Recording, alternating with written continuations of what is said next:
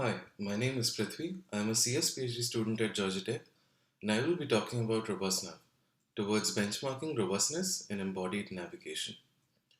This is joint work with Judy, who is my advisor at Georgia Tech, and Roosbe and Ani, who are my mentors at AI2. We are interested in assessing the robustness of visual navigation agents.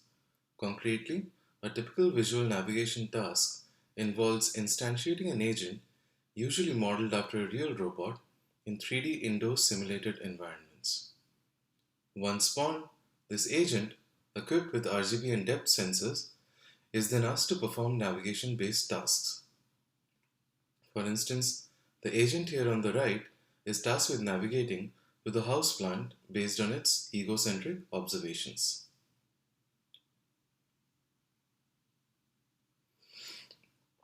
Majority of work in this space follows the standard paradigm of training agents on a trained set of indoor scenes and subsequently evaluating them on a held out set of scenes with different floor plans. When going from train to test or source to target, we note that in addition to changes in the underlying floor plans of scenes, recent work has also considered generalizing to environments with a slight amount of noise in observations, affecting egocentric RGBD inputs, or stochastic actuations, where movements have a slight amount of noise associated with them. A crucial assumption in this setting, however, is that the source and target environments have fairly similar appearance and dynamics characteristics. Furthermore, most evaluation is carried out in target environments which are limited in terms of changes in appearance and dynamics. To properly assess the robustness of such agents, evaluating generalization across a rich and diverse set of changes is required. Keeping this in mind, we propose RobustNav, a framework to benchmark robustness under a diverse set of changes in appearance and dynamics. Similar to the previously studied scenarios, we consider evaluating trained navigation agents in unseen environments with the distinction that in the target environment, visual observations may be corrupt or locomotion may not work as expected. In total, RobustNav supports 7 visual corruptions at 5 increasing levels of severity and 4 dynamics corruptions due to actuation or environmental variations. Additionally, RobustNav also supports corruption combinations, allowing one to compose corrupt target environments within the visual or dynamics vocabulary. Visual corruptions in RobustNav are modeled on situations that an agent is likely to encounter when deployed in the real world, such as objects being out of focus in defocus blur, noise in camera in speckle noise, poor lighting conditions in low lighting, or particles deposited on the camera lens in spatter. Dynamics corruptions, on the other hand, can be due to environmental factors, such as high or low scene level friction at test time or high and low friction zones in the target environment. Or it could be due to faulty movements, such as drift due to improper actuation or motor failure. We studied 2 variants of visual navigation, namely point goal navigation or POINTNAV, in which an agent is tasked with navigating to a specified location in the environment, and object goal navigation or ObjectNav, in which an agent is tasked with navigating to an object present in the environment. Our agents are capable of discrete translation and rotation actions and can also look up and down the camera horizon. Additionally, both POINTNAV and ObjectNav agents can invoke an end action indicating the intention to terminate an episode. We use standard neural policy architectures for all our experiments, which include modules for processing observations and making decisions. Rely on DDPPO as our training algorithm and use success rate in SPL as our primary metrics to measure performance. For POINTNAV, the coordinates are specified as the goal location. In addition to RGB and depth sensors, POINTNAV agents additionally have access to a GPS plus compass sensor, relaying the goal's relative location with respect to the agent's current location. The success criterion for POINTNAV requires an agent to stop within zero point 0.2 meters of the target location and invoke an end action. For ObjectNav, the goal is specified in terms of a target object token, and for an episode to be successful, not only does the agent have to successfully terminate within 1 meter of the goal location, but also has to have the target object in its egocentric view. To assess the extent of performance degradation under corrupt environments, we evaluate trained POINTNAV and ObjectNav agents under a total of 72 configurations, including sensor, corruption, and severity combinations.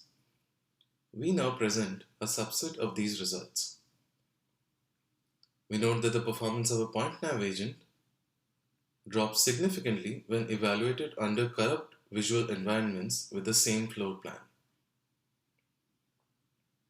While performance degrades under corrupt dynamics, the drop in performance is pronounced only for severe dynamics corruptions like motor failure. Performance also degrades from clean settings when both visual and dynamics corruptions are present. We observe similar trends for ObjectNav. Please refer to our paper for more detailed results and discussion. As zero-shot adaptation to test-time corruptions may be out of reach for current algorithms, we propose to modify the generalization pipeline by introducing a calibration step. That is, when an agent trained on a set of indoor scenes is instantiated in a corrupt target environment, it is allowed to figure out or adapt to changes with a limited number of unsupervised interactions. We decide on a reasonably high value, less than 0.3% of the training time, for the calibration budget, since even supervised fine-tuning takes significantly long to recover performance under severe corruptions. Under this calibration budget, we further investigate how well do zero-shot and self-supervised adaptation strategies help resisting performance degradation under visual corruptions. We rely on data augmentation as a zero-shot adaptation technique.